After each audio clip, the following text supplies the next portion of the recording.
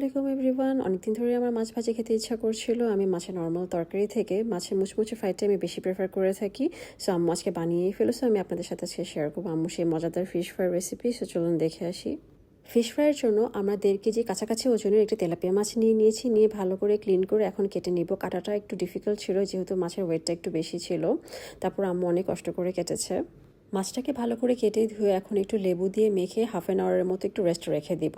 এখন বাকি ইনগ্রিডিয়েন্টসগুলো দেখে নিই, যেটা নিয়ে আমরা মাছটাকে মেরিনেট করব। নিয়ে নিলাম মরিচের গুঁড়ো, ধনের গুঁড়ো, জিরের গুঁড়ো, 1 টিস্পুনের মতো কর্নফ্লাওয়ার, 2 টিস্পুনের মতো একটু আদা রসুনের পেস্ট এবং 1 টিস্পুনের মতো সয়া সস এবং 1 টিস্পুনের মতো একটু ফিশ সস নিয়ে নিলাম। আর নিব কর্নফ্লাওয়ার এবং পরিমাণ মতো লবণ। নিয়ে মশলাটা একটু ভালো করে মেখে নিব।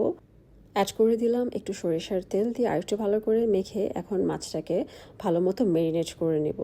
ফ্রাইং প্যানে নিয়ে নিলাম 2 কাপের মতো সয়াবিন তেল। তেল ভালো মতো গরম হয়ে গেলে দিয়ে দিব মাছটাকে আমরা 2 ভাগে কেটে নিয়েছি যাতে একটু ভাজতে সুবিধা হয়। মাছের এক পাশে একটু ভালো মতো হয়ে এলে আমরা ফ্লিপ করে দিব। এখন মাছটা বাকি পার্টটাও দিয়ে দিলাম, দিয়ে ভালো করে 2 পাশেই ভেজে নিব। এইভাবে খুব সহজেই আমরা বাসাতেই বানাতে পারি রেস্টুরেন্ট স্টাইলের ফিশ ফ্রাই। ফিশ ফ্রাইটা এখন একদম রেডি। টেক্সচারটা খুবই ক্রিস্পি ছিল এবং খুব সুন্দর একটা স্মেল আসছিল। সো বন্ধুরা, আপনারা অবশ্যই বাসায় এটা ট্রাই করবেন এবং আমাকে জানাবেন কেমন লেগেছে।